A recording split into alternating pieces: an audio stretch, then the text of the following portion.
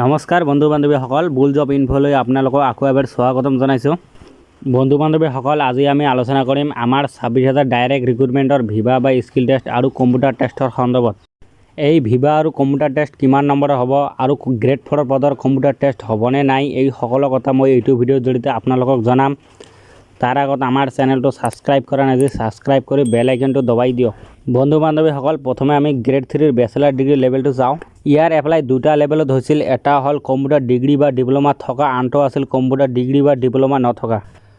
যিসকল candidate computer degree থকা আৰু কম্পিউটাৰ ডিগ্ৰী নথকা দুয়োটা পদতে এপ্লাই কৰিছিল, সেইসকল কেণ্ডিডেটৰ কম্পিউটাৰ টেষ্ট আৰু স্কিল টেষ্ট দুয়োটাই হ'ব। ইয়াৰ টোটাল 25 মাৰ্ক থাকিব।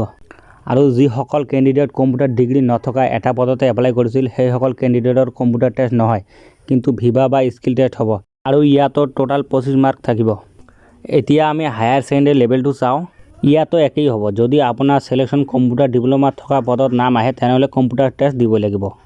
আনহাতে যদি কম্পিউটাৰ ডিপ্ল'মা নথকা পদত নাম আহে, তেনেহ'লে কেৱল ভিভা বা স্কিল টেষ্ট ইণ্টাৰভিউ দিব লাগিব। ইয়াত টোটাল 25 মাৰ্ক থাকিব। এতিয়া আমি মেট্ৰিকৰ লেভেলটো চাওঁ। ইয়াৰ এক্সাম 150 মাৰ্কৰ আছিল। যিসকল কেণ্ডিডেটৰ নাম আহিব, তেওঁলোকৰ ইণ্টাৰভিউ আৰু প্ৰেক্টিকেল টেষ্ট হ'ব। আৰু ড্ৰাইভাৰত এপ্লাই কৰা সকলৰ ড্ৰাইভিং লেভেল ইণ্টাৰভিউ হ'ব। ইয়াতো টোটাল 25 মাৰ্ক থাকিব। এতিয়া আমি ক্লাছ 8 লেভেলটো চাম। সকলোতকৈ ইয়াতে বেছি পদ আছে। ইয়াৰ পৰীক্ষা 135 মাৰ্কৰ আছিল। এই পদসমূহত নাম অহা কেণ্ডিডেটসকলৰ কম্পিউটাৰ টেষ্ট নহ'ব, কিন্তু স্কিল টেষ্ট বা ভিভা ইণ্টাৰভিউ হ'ব। ইয়াৰ অকল 15 মাৰ্ক থাকিব। এতিয়া কথা হ'ল ভিভা বা স্কিল টেষ্ট ইণ্টাৰভিউত কি ধৰণৰ প্ৰশ্ন সুধিব।